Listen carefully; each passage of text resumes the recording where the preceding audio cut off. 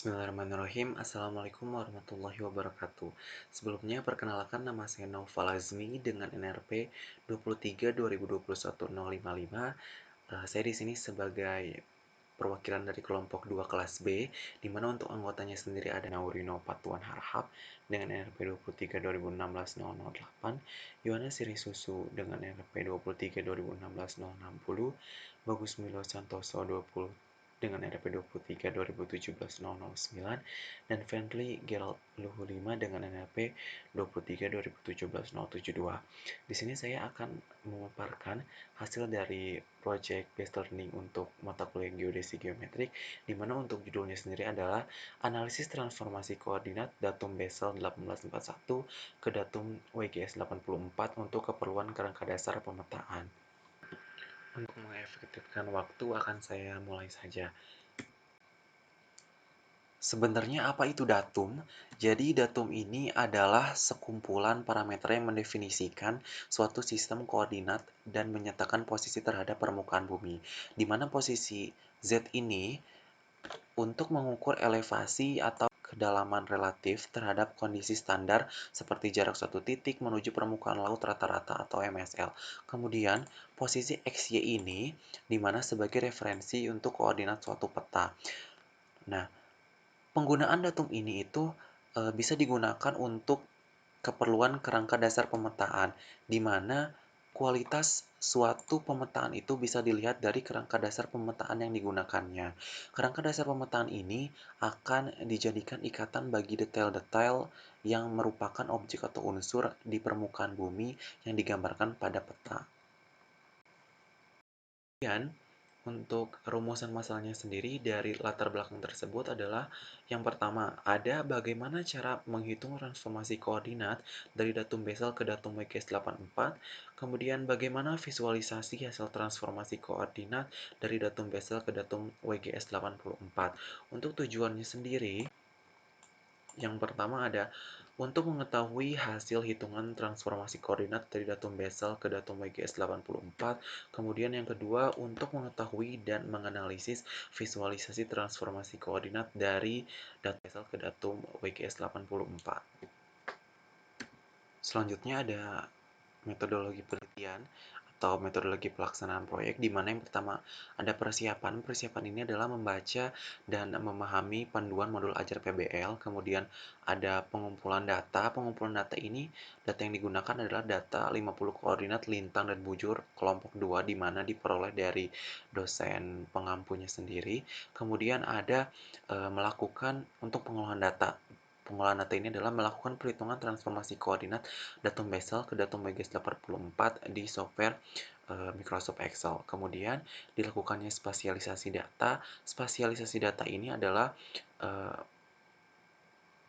membuat tabel untuk masing-masing sebelum dan sesudah transformasi koordinat, baik untuk datum Basel dan datum WGS 84. Sesudah dibuat masing-masing tabel, kemudian input 50 data tersebut untuk masing-masing ke dalam ArcMap.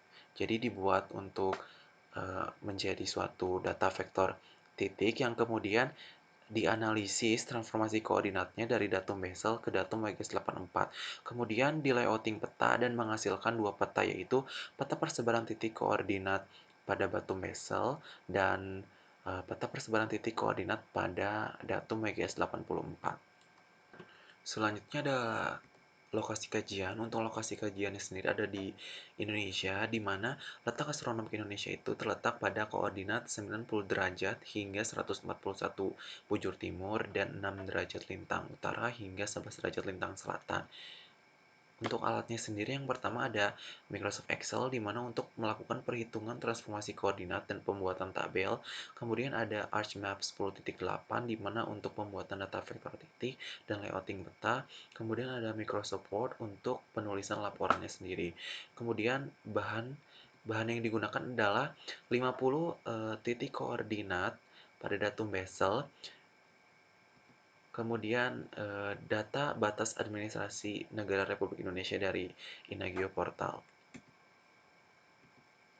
Selanjutnya pengolahan datanya yang pertama ada transformasi koordinat geodetik ke geosentrik, di mana menentukan nilai X, Y, dan H dari nilai pi dan lambda atau dari bujur dan lintang, kemudian mentransformasi koordinat geosentrik yang sudah diketahui ke geodetik, di mana tadi hanya mentransformasi koordinat itu dari datum bezelnya sendiri. Kemudian sekarang mentransformasi koordinat geosentrik ke geodetiknya itu untuk datum WGS-nya, di mana menentukan nilai pi dan lambda atau bujur dan lintang dari nilai X, Y, dan H yang sudah diketahui tadi. Lalu ada identifikasi sebaran koordinat, di mana mengidentifikasi sebaran titik koordinat untuk datum bezel maupun datum WGS 84, kemudian layouting hasil yaitu me-layout peta supaya menjadi sebuah peta dengan informasi tepi yang lengkap. Kemudian hasilnya sendiri ada peta titik koordinat pada datum bezel dan peta sebaran titik koordinat pada datum WGS 84. Selanjutnya adalah ada hasil dan analisis. Yang pertama itu adalah tabel koordinat. Kemudian di sini ada koordinat bujur dan lintang untuk datum bezel yang telah ditransformasikan, dan ini hasilnya untuk lintang dan bujur pada datum WGS 84. Untuk perbandingannya sendiri atau selisih dari masing-masing nilai bujur dan lintang pada datum bezel dan WGS adalah bisa dilihat. Yang pertama untuk bujurnya sendiri pada datum bezel, misalnya saya mengambil contoh untuk titik 2, mempunyai nilai bujurnya adalah 120,033, di mana pada eh, titik 2 nilai bujur untuk datum WGS 84-nya itu adalah 120,034.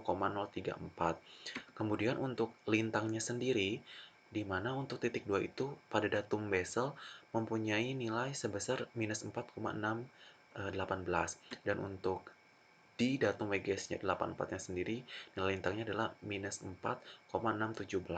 Dapat kita lihat bahwa ketika ditransformasikan koordinat dari datum bezel ke datum WGS 84, nilai bujur dan lintangnya itu sama, hanya saja selisihnya berada pada nilai detiknya. Kemudian hasil selanjutnya adalah yang kedua adalah sebaran titik koordinat pada datum bezel. Di sini ada peta sebaran titik koordinat pada datum bezel. Untuk di Pulau Sumatera sendiri terdapat titik 9, 10, 11, 12, 22, 23, 24, 30, 31, 46, 47, dan 48. Kemudian untuk Pulau Nusa Tenggara sendiri hanya ada satu titik yaitu 43. Kemudian di Pulau Kalimantan juga ada titik 25, 26, 27, 28, 29, 49, dan 50. Kemudian untuk di Pulau Sulawesinya ada titik 1, 2, 3, 4, 5, 6, 7, 8, 13, 14, 15, 16, 17, 18, 19, dan 20.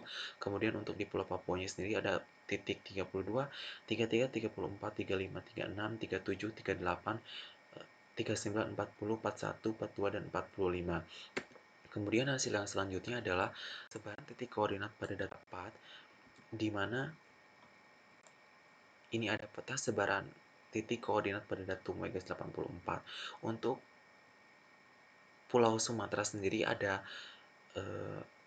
titik 9, 10, 11, 12, 22, 23, 24, 30, 31, 46, 47, dan 48. Kemudian di Pulau Nusa Tenggara sama seperti di datum bezel ada satu yaitu 43. Untuk di Pulau Kalimantannya juga sama seperti di datum bezel. Di Pulau Sulawesi pun sama, dan di Pulau Papua pun sama.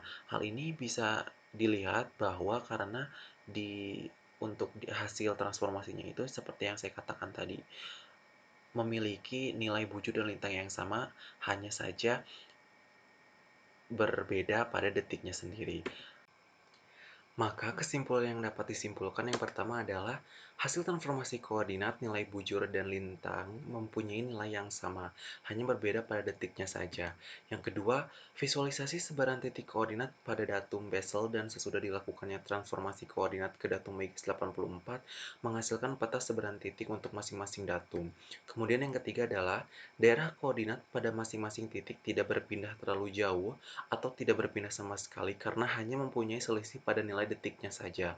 Yang terakhir adalah sebaran titik koordinat paling banyak berada di daerah Pulau Sulawesi dan untuk sebaran titik koordinat paling sedikit berada di Pulau Nusa Tenggara. Sekian yang dapat saya sampaikan pada kesempatan kali ini, kurang lebihnya mohon dimaafkan.